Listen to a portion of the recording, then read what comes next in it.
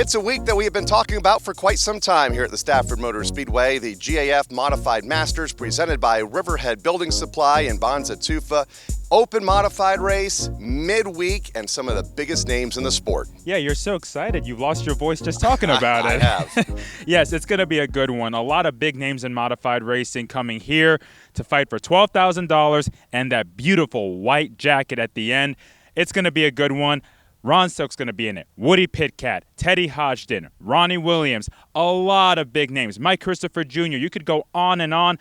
All of them have one goal in mind, getting that big victory, but it's a different format. We got time trials. We got heat races. We have a pole dash. There's a lot to do before you get to the 100-lap feature. You got to get through all of that, start up front, because track position will be key. You missed one big name in former Daytona 500 winner, Ryan Newman, who's going to be in the house. Second time racing a modified at Stafford. Ryan Newman finished top 10 a couple years ago when he raced here in an open mod. Why can't he do it again? He's always been good in the modifieds. He's still racing this year down south. He's back up north tonight to race at Stafford, or I should say Wednesday night, and we're excited to see what he has in store. 29 cars, I think, on the entry list. Nearly 30. It's a big field. It could be more. We still have 24 hours to go at the time of this recording to get even more entries and more star power in the lineup. And we expect just as many entries for the SK Light Modifieds. The king, or some say queen of the crate, 40-lapper for the SK Lights, also on Wednesday night. And we're not joking when we say queen of the crate, because Meg Fuller finished second last week. Amanda West got top 10. We saw Sammy Anderson get a top 10. That's three ladies that can fight for a good run, if not a victory, in the 40-lap race. So we could see a queen of the crate instead of king of the crate. The driver with the momentum coming in, Alexander Pearl, broke a long drought, almost 2 years, which doesn't sound like a lot, but if you ask Alex, it's a long time. He went winless last year, came through with the victory this past week. That was a long time coming, especially this year, because they had a lot of speed, just didn't have the brakes they needed to get that victory. They got the brakes on Friday night, and he had a lot of brakes because he had to go through a couple big moments during the 20-lap feature, especially up front. We saw two big pileups involve a lot of the leaders, including Tyler Chapman and Nick Hovey and Chris Matthews, the top three in points. They all did not finish the race because of crash damage.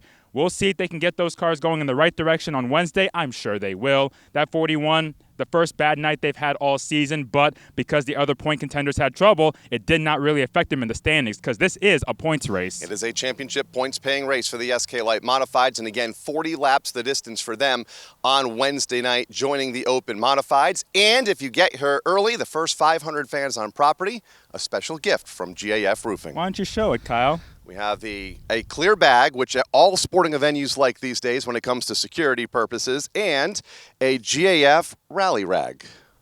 So pretty cool. The first 500 that arrive on property on Wednesday night. So you better be here when the gates open at 5:30. Pits open at 3:30. Gates open at 5:30. We get started at 6 with preliminary races for the SK Light Modifieds. Not heat races. 2 preliminary 15-lap events. The top 12 from each qualify, and then we have 4 provisionals. So a 28-car starting field.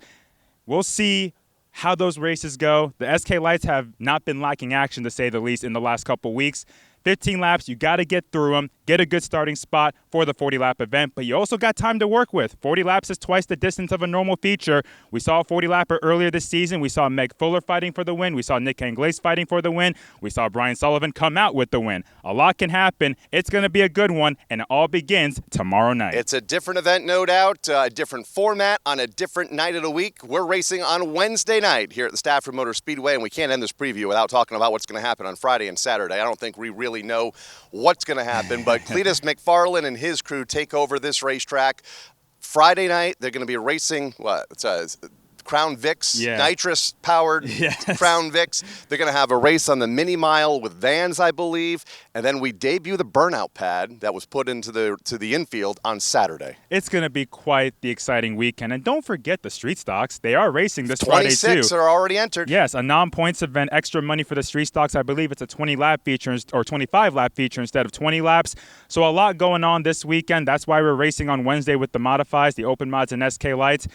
I can't wait to see those Crown Vics with those nitrous bottles or whatever they have in those cars. That's going to be quite an interesting sight to see as they make their way around the track. I saw the entry list. A lot of automotive influencers from across the country with millions of followers, including Travis Pastrana is going to be in the house. Not the first time he's been here at Stafford. Every time he comes here, he loves to drift that car around in the Subi meets. We'll see what he has here on Friday night. And, of course, Cletus McFarland will lead the charge as well. So it's going to be an interesting next few days here at the Stafford Motor Speedway.